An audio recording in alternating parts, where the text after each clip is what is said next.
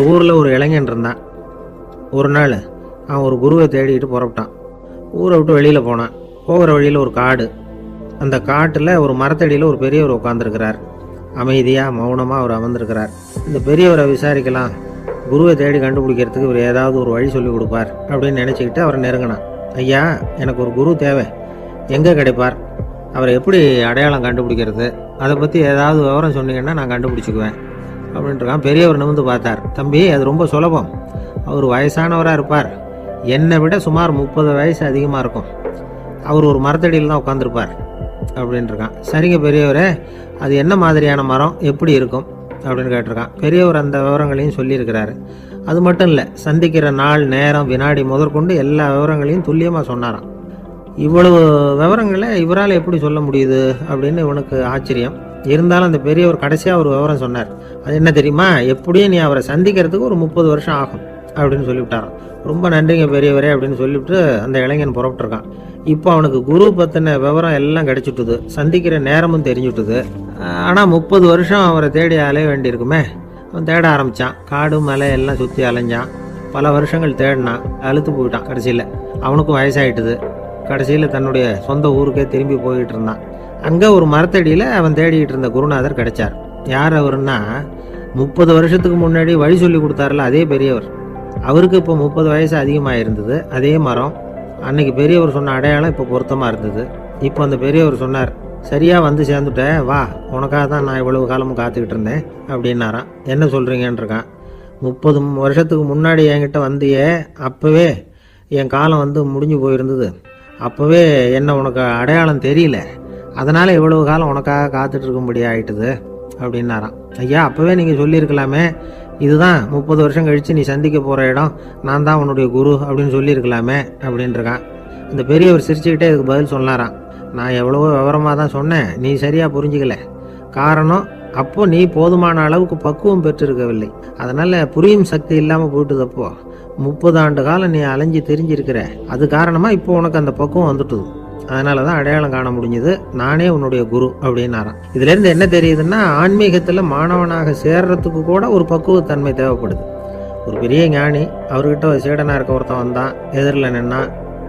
ஞானி அவனை வெகு நேரம் உற்று பார்த்தார். அப்புறம் சொன்னார், சீடனாக இருக்கிறது ரொம்ப சிரமம்னார். நான் தயாராக இருக்கிறேன்னா. அது இன்னமும் சிரமமாச்சே, இங்கே வந்து குருவாக இருக்கிறது மட்டுமே சுலபம் அப்படின்னாராம். அப்படின்னா நான் குருவாகவே ஆயிடுறேன் அப்படின்னானா. இது போலவே இந்த காலத்தில் கதை ஒன்று உண்டு. ஒரு பள்ளிக்கூடத்தில் வகுப்பு ஆசிரியர் மாணவனை திட்டிக்கிட்டு இருந்தார். டேய், நீ 100க்கு 10 மார்க்கு தான் வாங்கிட்டு இருக்க, இவ்வளவு மோசமாக நீ படித்தா கடைசியில் மாடு மேய்க்கிறது கூட லாய்க்கு இல்லாதவனா ஆயிடுவேன், அதுக்கப்புறம் என்ன செய்ய போகிறேன் அப்படின்னாராம். பையன் தலையை சொரிஞ்சிக்கிட்டே சொன்னானா, சார் அப்படின்னா ஒன்று செய்கிறேன் அப்படின்னானா. இவர் கேட்டிருக்கார், என்ன செய்ய போகிறேன்னு. வேற என்ன சார், உங்களை மாதிரி ஒரு ஆசிரியர் ஆகிடுறேன் அப்படின்னானா.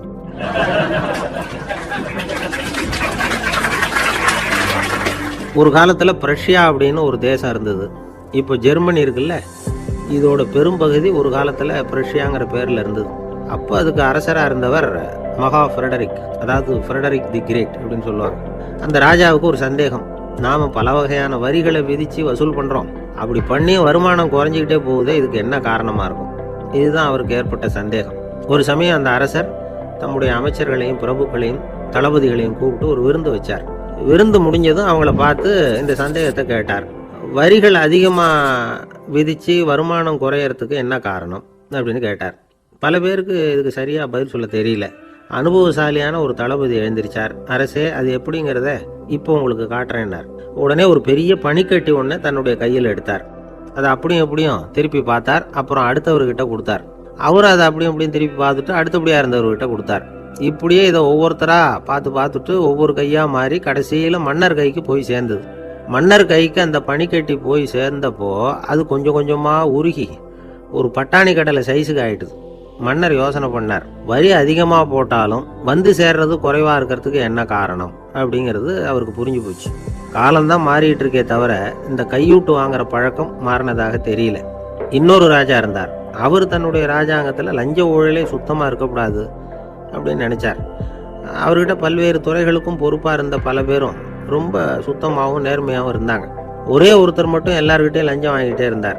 அவரை வேறு வேறு துறைகளுக்கு மாற்றி பார்த்தாரு. அந்த ராஜா என்னென்னமோ பண்ணி பார்க்குறாரு. எந்த வேலையை கொடுத்தாலும் அதுலேயும் லஞ்சம் வாங்குறதுக்கு ஒரு வழியை உண்டு பண்ணிக்குவார் அந்த ஆள். ராஜாவுக்கு இது ஒரு பெரிய தலைவலியாக போட்டுது. இவர் என்ன பண்ணுறது, இவருக்கு என்ன வேலையை கொடுக்கறது, கொஞ்சம் கூட லஞ்சம் வாங்குறதுக்கு சான்ஸே இல்லாத ஒரு வேலையை கொடுக்கணும் அப்படின்னு திட்டம் போட்டார். ஒரு நாள் அவருக்கு அந்த உத்தரவும் போட்டுட்டார். அதாவது அவருக்கு என்ன வேலைன்னா, கடற்கரையில் தான் அவருக்கு ஆஃபீஸ். அங்கேயே இருந்துக்க வேண்டியது. தினமும் எத்தனை கடல் அலை கரையில் வந்து மோதுது அப்படிங்கிறத கணக்கெடுத்து ராஜாவுக்கு தெரிவிக்க வேண்டியது.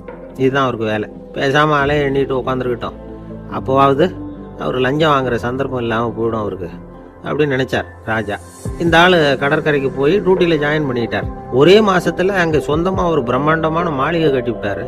ராஜாவுக்கு இது பெரிய ஆச்சரியமாக போச்சு. அலையை என்ற வேலையில் அந்த ஆள் எப்படி பணம் சம்பாதிச்சார் அப்படின்னு விசாரிச்சு பார்த்தார் அக்கம் பக்கத்தில். அந்த ஆள் என்ன பண்ணியிருக்கிறாருன்னா, கடற்கரையில் போய் பொறுப்பை ஏற்றுக்கிட்ட உடனே அங்கே இருந்த மீனவர்கள்கிட்ட எல்லாம் இந்த கரையில் வந்து ஒரு நாளில் வந்து மோதுற அலைகள் எத்தனை அப்படின்னு கேட்டிருக்காரு.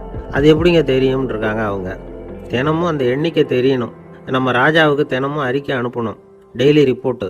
தவறுனா நீங்கள் இந்த கடலில் போய் மீன் பிடிக்கிறதுக்கு ராஜாவோட அனுமதி கிடைக்காது அப்படின்ட்டுருக்காரு.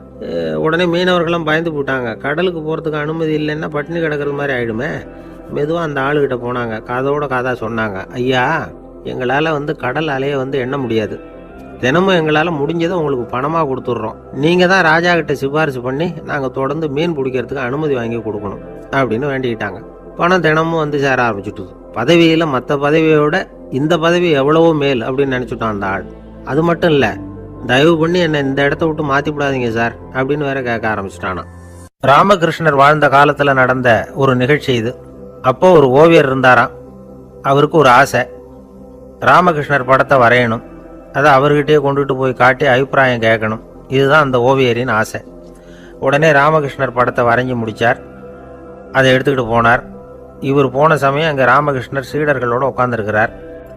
விவேகானந்தர் அங்கே இருக்கிறார். இந்த ஓவியர் கொண்டுகிட்டு போய் தான் வரைந்த ஓவியத்தை அவர்கிட்ட காட்டினார். ராமகிருஷ்ண பரமஹம்சரின் ஓவியத்தை ராமகிருஷ்ணர்கிட்டயே காட்டுறார். ராமகிருஷ்ணர் என்ன பண்ணார் தெரியுமா, அந்த படத்தை பார்த்தார். உடனே அது காலை தொட்டார். குருதேவருடைய இந்த செயல் சீடர்களுக்கு ரொம்ப வியப்பை உண்டு பண்ணிச்சு. சில பேர் மனசுக்குள்ளேயே ரொம்ப குழம்பி போக ஆரம்பிச்சிட்டாங்க, என்ன இப்படி பண்ணுறாருன்னு. என்ன இது அவரோட படம், அவரே அவரோட படத்தின் காலை தொடுறார் அப்படின்னு யோசிச்சாங்க. சில பேர் ஒன்றும் புரியாமல் ஒருத்தர் பார்த்து சிரிச்சுக்கிட்டாங்க. அந்த இடத்துல சீடர்கள் மட்டும் இல்லை, சீடர் அல்லாத பல பேர் இருந்தாங்க. தன்னுடைய காலை தானே தொடர இவருடைய செயல் பற்றி என்ன நினைக்கிறது அப்படின்னு அவங்களும் குழம்பி போய் நிற்கிறாங்க. அந்த படத்தை வரைஞ்சி அவர்கிட்ட காட்டின அந்த ஓவியருக்கும் அதிர்ச்சி. இருந்தாலும் அவர் சீடர் கிடையாது. அதனால் கொஞ்சம் துணிச்சலை வர வச்சுக்கிட்டு கேட்டார், என்னங்க இது, என்னால் என்னுடைய கண்களையே நம்ப முடியல. இது உங்கள் சொந்த உருவப்படம், நீங்கள் உங்கள் சொந்த கால்களையே தொடுறீங்க. இது எங்களுக்கு கொஞ்சம் சங்கடமாக இருக்குதே அப்படின்னார். ராமகிருஷ்ணரின் கண்களில் ஆனந்த கண்ணீர் வழிஞ்சுதான். அவர் சொன்னாராம், இது என்னோட படம்ங்கிறது எனக்கு தெரியும். ஆனால் இது என்னோட படம்ங்கிறதுனால நான் இதோட காலை தொடலை. நீ என்னுடைய சமாதி நிலையை இந்த படத்தில் படம் பிடிச்சி காட்டியிருக்கிற, அதனால் அதோட காலை தொடறேன். சமாதி நிலையில் யார் இருந்தாலும், அது என்னுடைய படமாக இருந்தாலும் சரி அல்லது வேற யாருடைய படமாக இருந்தாலும் சரி, படம் யாருதுங்கிறது முக்கியம் இல்லை. இதில் எது முக்கியம்னா அது தன்னை உணர்ந்த ஒரு உணர்நிலையின் படம். அப்படி இருக்கிறப்போ அதோட காலை நான் தொடணும். அதுக்கு நீங்கள் எல்லாரும் ஏன் சங்கடப்படுறீங்கன்னு எனக்கு தெரியல அப்படின்னாராம். இப்போ தான் அங்கே இருந்த சீடர்களுக்கும் மற்றவங்களுக்கும் விவரம் புரிஞ்சுதான். இதுக்கு முன்னாடி யாரும் செய்யாததை இவர் செஞ்சிருக்கிறார், ஆனால் அவருடைய காரணம் ரொம்ப நியாயமானது அப்படிங்கிறத உணர்ந்தாங்களாம். இதுவரைக்கும் ஆன்மீகத்தில் சமாதி நிலை, அதாவது தன்னை உணர்ந்த நிலை பற்றி புரிஞ்சுக்கிட்டோம். இல்லறத்தில் ஏற்படக்கூடிய சமாதி நிலை பற்றி உங்களுக்கு தெரியுமா? ஒரு அம்மா டாக்டர்கிட்ட வந்து சொன்னாங்களாம், டாக்டர், என் வீட்டுக்காரருக்கு உடம்புல ஏதோ கோளாறுன்னு நினைக்கிறேன். நான் எவ்வளவு நேரம் பேசினாலும் காதில் விழாதது மாதிரி உட்கார்ந்துருக்கிறார் அப்படின்னாங்களாம். அதுக்கு அந்த டாக்டர் சொன்னாராம், அம்மா அது உடம்பு கோளாறு இல்லை, அது ஒரு பெரிய திறமை அப்படின்னாராம்.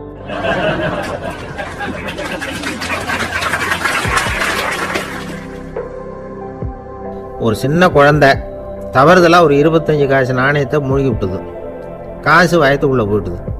அந்த குழந்தையோட தாய் உடனே குழந்தைய தூக்கிக்கிட்டு ஆஸ்பத்திரிக்கு புறப்பட்டாங்க. அப்போ அந்த பக்கமாக ஒருத்தர் வந்தார் தெருவில். என்ன விவரம்னு கேட்டார். இவங்க சொன்னாங்க, குழந்தை காசை முழுங்கிட்டுது, அதுதான் அவசரமாக ஆஸ்பத்திரிக்கு தூக்கிட்டு ஓடுறேன் அப்படின்னாங்க.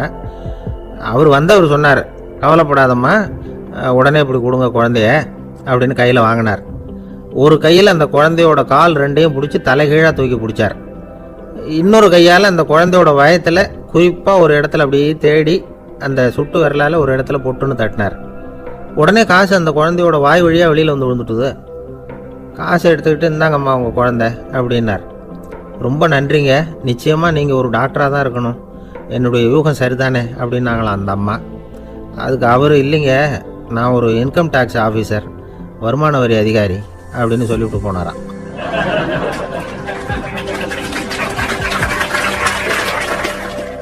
அதனால் தன்னுடைய வீட்டில் ஒரு நாயை வளர்த்தார். அதே மாதிரி கழுதையையும் வளர்த்தார். அந்த கழுதை அவர் வீட்டு கொல்லை பக்கத்தில் நின்றுக்கிட்டு இருக்கும். ஏதாவது பொதி சுமக்கிற வேலை இருந்ததுன்னா அதை கவனிச்சிக்கும்.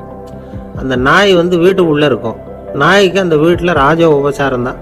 அதுக்கு அந்த வீட்டில் ஏகப்பட்ட மரியாதை. குளிக்கிறதுக்கு தனியாக சோப்பு, 2 வேளையும் பால், பிஸ்கட்டு, மத்தியானம் சாப்பாடு. அதுக்கு ஏதாவது உடம்பு சரியில்லைன்னா உடனே ஆஸ்பத்திரி வைத்தியம். ரொம்ப கொடுத்து வச்ச நாய். அந்த வீட்டு தலைவர் வெளியில் அப்படியே நடைப்பயிற்சி போனால் கூடவே இதுவும் போகும்.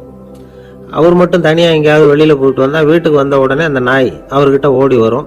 அப்படியே எழும்பி முன்னங்கால் 2ஐயும் அவர் தோள் மேலே போட்டுக்கும். அவர் சிரிச்சுக்கிட்டே அது தலையில் செல்லமாக தட்டுவார். அவர் ஈசி சேரில் சாஞ்சிக்கிட்டு டிவி பார்ப்பார், பேப்பர் படிப்பார். அப்போலாம் அந்த நாய் அவருடைய காலடியில் படுத்துக்கும். அப்போ கூட அவர் தலையை செல்லமாக தடவி கொடுப்பார். அந்த நாய் படுக்கிறதுக்குன்னே ஒரு மெத்தை, சில சமயம் அது அங்கே இருக்கிற மேஜை நாற்காலி மேலே கூட ஏறி விளையாடும். சோபாவில் ஏறி உட்காந்துக்கும். இவ்வளவு செல்வாக்காக வளர்ந்தது அந்த நாய். இதையெல்லாம் அந்த கழுதை பார்த்துக்கிட்டே இருக்குது கொல்லை பக்கத்துல இருந்து. பார்த்துட்டு அது யோசிக்க ஆரம்பிச்சுதான், என்ன இது, இந்த வீட்டில் நாம தான் கழுதையாக உழைக்கிறோம், பொதி சுமக்கிறோம், நமக்கு ஒரு நல்ல சாப்பாடு கிடையாது, படுக்க கிடையாது, ஒரு நாளாவது நம்ம தலையையோ முதுகையோ தடவி கொடுத்தது கிடையாது. ஆனால் அந்த நாய் இந்த வீட்டுக்காக ஒரு துரும்ப கூட அசைச்சது இல்லை. அதை போய் இந்த வீட்டில் உள்ளவங்க இப்படி தலையில் வச்சு தாங்குறாங்களே அப்படின்னு யோசிச்சுதான் அந்த கழுதை. ரொம்ப நேரம் யோசிச்சுட்டு அதுக்கப்புறம் ஒரு முடிவுக்கு வந்திருக்குது. சரி, இனிமேல் நாமளும் அந்த நாய் மாதிரியே நடந்து பார்ப்போம், அது மாதிரியே பிஹேவ் பண்ணுவோம், அப்போவாவது நமக்கும் அந்த மரியாதை கிடைக்குதா பார்க்கலாம் அப்படின்னு ஒரு திட்டம் போட்டுது மனசுக்குள்ள. உடனே அந்த திட்டத்தை செயல்படுத்தவும் ஆரம்பிச்சுது. அதாவது அந்த வீட்டில் அந்த நாய் என்னென்ன செய்யுதோ அதையெல்லாம் இதுவும் செய்ய ஆரம்பிச்சுட்டுது. அந்த வீட்டு எஜமான் எங்கேயோ வெளியில் சுற்றி விட்டு ரொம்ப அசந்து போய் வீட்டுக்கு திரும்பி வந்துகிட்டு இருந்தான். உடனே இந்த கழுதை என்ன பண்ணுச்சு தெரியுமா, அவங்ககிட்ட ஓடி போச்சு. ஓடி போய் அந்த நாய் என்ன பண்ணுமோ அது மாதிரியே பண்ணிச்சு. அதாவது அந்த ஆள் தோல் மேலே தன்னுடைய முன்னங்கால் 2ஐயும் தூக்கி போட்டு விடுது. அந்த ஆள் பயந்து போயிட்டான். அவனுக்கு ஒன்றும் புரியல, இது ஏன் இப்படி பண்ணுதுன்னு கொஞ்சம் ஒதுங்கி நின்னான். இது அவனை சுற்றி சுற்றி வருது, நாய் மாதிரி வாழை ஆட்டிக்கிட்டே சுற்றி சுற்றி வருது கழுதை. அவன் கிடுகிடுன்னு வீட்டுக்குள்ளே ஓடினான். இதுவும் பின்னாடியே ஓடிச்சு. அங்கே போய் நாய் மாதிரியே மேஜை நாற்காலி மேலே ஏறி குதிச்சு விளையாட ஆரம்பிச்சுட்டுது. சோபாவில் ஏறி உட்காருது. மேஜையில் இருந்த சாமான்லாம் கீழே விழுந்து உடையுது. கழுதை மேஜை மேலே ஏறி குதிச்சா என்னத்துக்கு ஆகும்? அந்த ஆள் பார்த்தான், சரி இந்த கழுதைக்கு என்னமோ ஆயிட்டுது அப்படின்னு முடிவு பண்ணான். ஒரு நல்ல கயிறாக பார்த்து கொண்டான்னா அது கால்லையும் கழுத்துலையும் கட்டினான். தரன்னு இழுத்துட்டு போனான். அடித்து கொல்லை பக்கத்தில் கட்டி போட்டுட்டான். அண்ணன் ஆகாரம் எதுவுமே கொடுக்கல, பட்னி போட்டுட்டான். இப்போ அந்த கழுதை யோசனை பண்ணி பார்க்குதான், என்ன இது, நம்ம எஜமானுக்கு இன்னைக்கு என்ன ஆயிட்டுது இப்படி? அந்த நாய் பழகிறது மாதிரி தானே நாமளும் பழகணும். ஆனால் இந்த மனுஷன் நாயை அடிக்கலை, ஆனால் நம்மளை அடிக்கிறான். இப்படி கொண்டாந்து கட்டி போட்டானே, என்ன காரணமாக இருக்கும் அப்படின்னு யோசனை பண்ண ஆரம்பிச்சுட்டு தான் அந்த கழுதை. எதுக்கு இந்த கதைன்னா, இது மாதிரியே நாம கூட சில சமயம் யோசிக்கிறது உண்டாம். இயல்புலேருந்து மாறி நடக்க ஆரம்பிச்சிட்டோம்னா பல சமயங்களில் இப்படி யோசிக்கிறது மாதிரி தான் ஆகிடும். அதனால தான் ஒரு மனுஷன் எப்படி நடந்துக்கணுமோ அப்படி நடந்துக்கிட்டாதான் நமக்கு மரியாதை. வெறி நாய் கடிச்சுட்டா மனுஷன் அது மாதிரியே ஆயிடுறான். பார்த்தீங்களா, அவனோட இயல்பு மாறி போடுது. ஒருத்தனை பார்த்து இன்னொருத்தன் கேட்டானா, வெறி நாய் உன்னை கடிச்சுட்டா நீ என்ன பண்ணுவே அப்படின்னு கேட்டிருக்கான். நான் உடனே பேப்பரும் பேனாவும் கேட்பேன் நானா இவன். ஏன் உயில் எழுதுறதுக்கான்னு கேட்டிருக்கான் அவன். இல்லை, நான் யாரையெல்லாம் கடிக்கணும்னு ஒரு லிஸ்ட் தயார் பண்ணணும்ல, அதுக்காக அப்படின்னு நான்.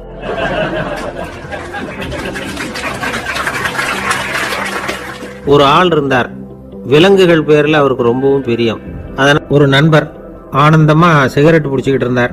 இந்த பழக்கத்தை விட்டுவிடுங்களேன் அப்படின்னு சொல்லி பார்த்தோம். விட்டுடலாம்னு தான் பார்க்குறேன், ஆனால் முடியலையேன்னார். மனசு வச்சா எல்லாம் முடியும் அப்படின்னோம். அவர் கொஞ்ச நேரம் யோசனை பண்ணார். அப்புறம் சொன்னார், சரி சார், இதுதான் நான் பிடிக்கிற கடைசி சிகரெட் அப்படின்னு சொல்லி ரொம்ப அழுத்தமாக புகையை உள்ளுக்கு இழுத்தார். அதுக்கப்புறம் அந்த துண்டு சிகரெட்டை வீசி எறிஞ்சுட்டார். ஒருத்தர் இது மாதிரி தீர்மானம் பண்ணி தன்னுடைய கடைசி சிகரெட்டை தூக்கி எறிஞ்சுட்டாருன்னா அது ஒரு பெரிய விஷயம்தான். அதுக்கு பிறகு அவர் உடம்புல படிப்படியா என்னென்ன மாற்றங்கள் நடக்கும் அப்படிங்கிறத பத்தி ஒரு விவர பட்டியலே வெளியிட்டிருக்கிறாங்க. அது என்ன விவரம் தெரியுமா?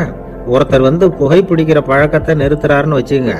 அப்படி அவர் நிறுத்தின 20 நிமிடங்களுக்குள்ள உயர் ரத்த அழுத்தம், உடல் வெப்பம், நாடி துடிப்பு இதெல்லாம் சரியான நிலைமைக்கு வந்துருதான். 8 மணி நேரத்துக்குள்ள இந்த ஸ்மோக்கர்ஸ் பிரீத் அப்படிங்கிற தன்மை மறைஞ்சிருதான். ரத்தத்துல உள்ள கார்பன் மோனாக்சைடு அளவு குறையுதான், ஆக்சிஜன் அளவு கூடுதான், சரியான அளவுக்கு வந்துருதான். ஒருத்தர் கடைசி சிகரெட்டை தூக்கி எறிஞ்சுட்டாருன்னா 24 மணி நேரத்துக்குள்ள மாரடைப்பு ஏற்படுறதுக்கான வாய்ப்பு குறைஞ்சுடுதான். 48 மணி நேரத்துக்குள்ள உணர்வு நரம்புகளின் முனைப்பகுதிகள் மறுபடியும் ஒன்று சேர்ந்துருதான். அதனால நாக்கு சுவை உணர்வு, மூக்கின் முகரும் சக்தி இதெல்லாம் மேம்படுதான், நல்ல நிலைமைக்கு வந்துருதான். சிகரெட்டை நிறுத்தின 3 நாளுக்குள்ள மூச்சு விடுறது சுலபமாயிடுதான். இப்படி அவங்க பட்டியல் நிறைய சொல்றாங்க. 2 அல்லது 3 மாசத்துக்குள்ள என்ன தெரியுமா, ரத்த ஓட்டம் மேம்படுது, நடக்கிறது சுலபமாயிடுது. நுரையீரல் கொள்ளளவு 30% அதிகரிக்குது. 1 to 9 மாசத்துக்குள்ள சுவாச குறைபாடுகள் நீங்குது. நுரையீரல்ல இருக்கக்கூடிய இந்த அசுத்தம் வடிகட்டும் திசுக்கள் சரியா வேலை செய்ய ஆரம்பிச்சிருது. 1 வருஷத்துக்குள்ள இந்த இதய அழுத்த நோய்க்கான வாய்ப்பு பாதியா குறைஞ்சிருது. இந்த சிகரெட்டை நிறுத்தின 5 வருஷத்துக்குள்ள ஒரு நாளைக்கு 1 பாக்கெட் சிகரெட் பிடிக்கிறவர்கள்ல நுரையீரல் புற்றுநோயினால சாகிறவர்கள் எண்ணிக்கை பாதியா குறைஞ்சிருது. புற்றுநோய் செல்கள் சீரமைக்கப்படுது. ஆக ஒருத்தர் புகைக்கிறத விட்டுணும்னு தீர்மானம் பண்ணி தன் கையில் இருக்கிற சிகரெட்டை இதுதான் கடைசின்னு சொல்லி தூக்கி எறிஞ்சுட்டா அதுக்கப்புறம் படிப்படியா இவ்வளவு நன்மைகளும் மாற்றங்களும் ஏற்படுறதாக இந்த அமெரிக்கன் கேன்சர் சொசைட்டி தெரிவிச்சிருக்குது. அதனால புகைப்பழக்கம் உள்ளவங்க இதெல்லாம் கொஞ்சம் யோசிச்சு பார்த்து அந்த பழக்கத்தை விட்டு விடுறது ரொம்ப நல்லது. ஆனா அதையெல்லாம் நாம சொன்னா யாரு கேட்கறாங்க? என்னுடைய நண்பர் ஒருத்தர் புகைப்பழக்கம் உள்ளவர், அவர் என்கிட்ட சொன்னார், சார், சிகரெட் பிடிக்கிற பழக்கத்தை விட்டு விடுறது என்னை பொறுத்த வரைக்கும் ஒன்றும் பெரிய கஷ்டமான செயல் இல்லை, அது ரொம்ப சுலபம் அப்படின்னார். எப்படி சொல்றீங்கன்னு கேட்டேன். நான் ஏற்கனவே 20 தடவை அந்த பழக்கத்தை விட்டுருக்கேன் சார் அப்படின்னார் ரொம்ப பெருமையா. இந்த உலகத்துல மனுஷன் எவ்வளவோ தவறுகள் செய்யறான். அதுக்கெல்லாம் என்ன காரணம்? அதை பத்தின ஆராய்ச்சி தான் இன்னைக்கு. இதுக்கு ஆராய்ச்சி என்னத்துக்கு? அது தெரிஞ்ச விஷயம் தானே அப்படின்னு நீங்க நினைக்கலாம். ஆனா அப்படி அலட்சியமா இந்த விஷயத்தை விட்டுறக்கூடாது. பொதுவா எல்லோரும் நினைக்கலாம் எது சரி எது தவறு அப்படின்னு தெரியாததுனாலதான் மனுஷன் தப்பு பண்றான் அப்படின்னு. ஆனா அப்படி சொல்லிட முடியாது. மனுஷன் தெரிஞ்சே தான் தவறுகள் பண்றான். இப்போ உதாரணத்துக்கு ஒரு சாலையில இடது பக்கம் போக வேண்டிய ஒருத்தர் நடுக்கோட்டை தாண்டி வலது பக்கமா வண்டியை ஓடிட்டு போறாருன்னு வச்சுங்க. என்னப்பா இது தப்பு இல்லையா அப்படின்னு அவர்கிட்ட கேட்டா, அதெல்லாம் எனக்கு தெரியும், நீ உன் வேலையை பார்த்துட்டு போ அப்படிம்பாரு. வலது பக்கமா போறது தப்புன்னு தெரிஞ்சே தான் அவர் அப்படி செய்யறாரு, அப்படி போறார். பெரிய உத்தியோகத்துல இருக்கிறவங்க கூட லஞ்சம் வாங்குறாங்க. அவங்களுக்கெல்லாம் லஞ்சம் வாங்குறது தப்புன்னு தெரியலன்னு அர்த்தம்? திருடுறது தப்புன்னு தெரியாமலாம் மனுஷன் திருடுறான்? நல்லாவே தெரியும். நீங்க வேணும்னா கேட்டு பாருங்க, வேற வழி இல்லை அதனாலதான் திருடுறேன்பா. திருடுறது ஒரு புண்ணியமான காரியம்னு திருடனே கூட சொல்ல மாட்டான். திருடுறது தவறுங்கிறது திருடனுக்கு தெரியும் அப்படிங்கறத விளக்கறதுக்காக ஒரு பெரியவர் ஒரு கதை சொன்னார். அதாவது 2 திருடர்கள் 2 பேரும் சேர்ந்து ஒரு வீட்டுக்கு போய் ஒரு 10,000 ரூபாயை திருடிட்டு வந்துடுறாங்க. ஒரு காட்டு வழியா வந்துகிட்டு இருக்கிறாங்க. இன்னும் விடியல. 2 பேருக்கும் தூக்கம் கண்ணை சுத்துது. சரி, இப்படியே ஒரு மரத்தடியில படுத்து தூங்குவோம், காலையில விடிஞ்சதும் இந்த பணத்தை 2 பேரும் பங்கு போட்டுக்குவோம் அப்படின்னு முடிவு பண்றாங்க. அதே மாதிரி படுத்து தூங்குறாங்க. நடு ராத்திரியில ஒரு திருட முழிச்சுக்கிறான். விடிகிற வரைக்கும் காத்துக்கிட்டு இருந்தா 5,000 ரூபா தான் கிடைக்கும், இப்பவே கம்பி நீட்டினா 10,000 ரூபா கிடைக்கும் அப்படின்னு யோசிச்சு பார்த்துட்டு ஒரு முடிவுக்கு வந்தான். மெதுவா அந்த 10,000த்தையும் சுருட்டிக்கிட்டு அடுத்தவனுக்கு தெரியாம ஓடி போயிட்டான். விடியுது. அடுத்தவன் எழுந்திரிச்சு பாக்குறான். பணத்தையும் காணல, பாகஸ்தனையும் காணல. இந்த திருடன் அந்த திருடனை திட்டுறான், திருட்டு பய, அயோக்கிய பய, இப்படி அநியாயமா கிளப்பிட்டு போட்டானே அப்படிங்கிறான். இதுல இருந்து என்ன தெரியுது? தெரியாம எடுத்துக்கிட்டு போறது திருட்டு, அயோக்கியத்தனம், அநியாயம் அப்படிங்கிறது இவனுக்கு தெரிஞ்சிருக்குது. அதனாலதான் அடுத்தவனை பார்த்து இப்படி திட்டுறான். அதனால தெரியாததுனால மனுஷன் தவறு பண்றான்னு சொல்றது சரியில்லை. அப்படின்னா மனுஷன் பண்ற தவறுகளுக்கு உண்மையான காரணம் தான் என்ன? இதே சந்தேகம் அர்ஜுனனுக்கும் வந்துதான். அதனாலதான் அவன் பகவானை பார்த்து கேட்கறான், மனுஷன் தன் விருப்பத்துக்கு விரோதமா ஏதோ ஒரு சக்தியினால பலாத்காரமா இழுக்கப்பட்டது மாதிரி பாவம் பண்றானே, அந்த சக்தி என்ன அப்படின்னு கேக்குறான். இதுக்கு பகவான் பதில் சொல்றார், காமமும் குரோதமும் தான் அந்த சக்திகள், அதாவது ஆசையும் சினமும். இது 2ம் உன்னுடைய எதிரிகள் அப்படிங்கறத புரிஞ்சுக்கோ அப்படிங்கிறார்.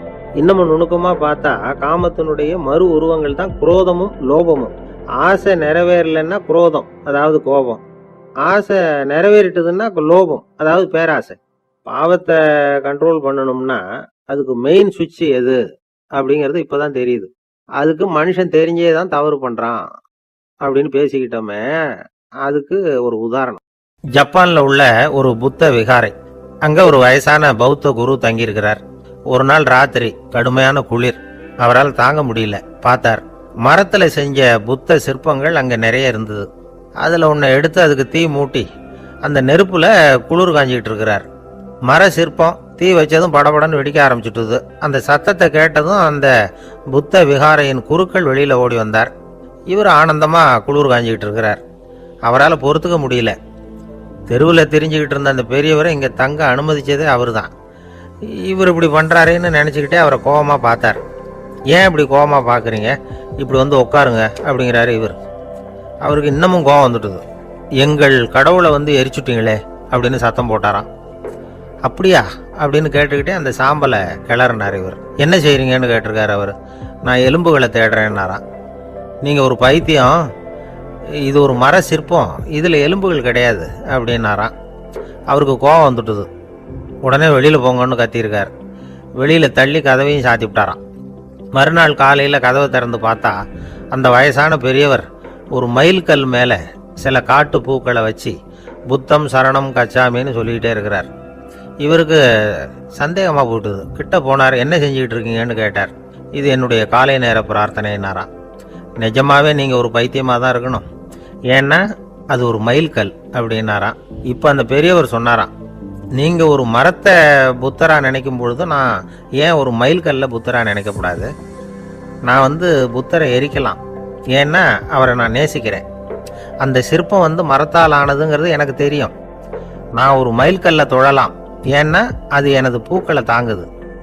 நான் இந்த மயில்கல்லுக்குள்ள மறைஞ்சிருக்கிற புத்தரை பார்க்கிறேன்.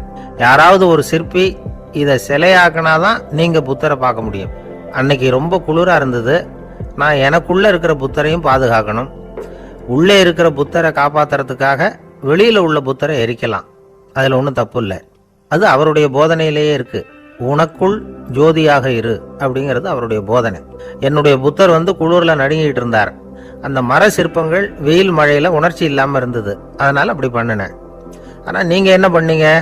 நான் ஒரு மர புத்தரை எரிச்சதுக்காக உயிருள்ள புத்தரை வெளியில தள்ளி கதவை சாத்தினீங்க அப்படின்னாராம் அந்த பெரியவர். உண்மையான பக்திங்கிறது இதுதான். அதாவது உனக்குள் ஜோதியாக இரு அப்படின்னு புத்தர் சொன்னார் இல்லையா, அது மாதிரி தனக்குள் ஜோதியாக இருக்கிற இந்த காலத்து ஆசாமிகள் நிறைய பேர் உண்டு. எப்பவும் போதையிலேயே இருக்கிறவங்க. ஒரு நாள் நடு ராத்திரி ஒரு மது கடையில ஒரு ஆள் அங்குள்ள சிப்பந்திகள் கிட்ட கேட்டுட்டு இருக்கிறான். மறுபடியும் இந்த கடை எப்போ திறப்பாங்கன்னு கேட்டானா. நாளைக்கு காலையில 8 மணிக்கு திறப்பாங்க அப்படின்னு நானா அங்க இருந்த ஆள். அவன் திருப்பி திருப்பி அதையே கேட்டுக்கிட்டு இருக்கான். இவனுக்கு பதில் சொல்லி சொல்லி அழுத்து போச்சு. அதான் சொல்றேன் ஐயா, நாளைக்கு காலையில வா அப்படின்னாங்களாம். அதுக்கு இவன், நான் வர்றதுக்காக கேட்கலையா, நேத்திக்கு வந்தவன் உள்ளேயே மாட்டிக்கிட்டேன், வெளியில போறதுக்காக கேட்டேன் அப்படின்னானாம்.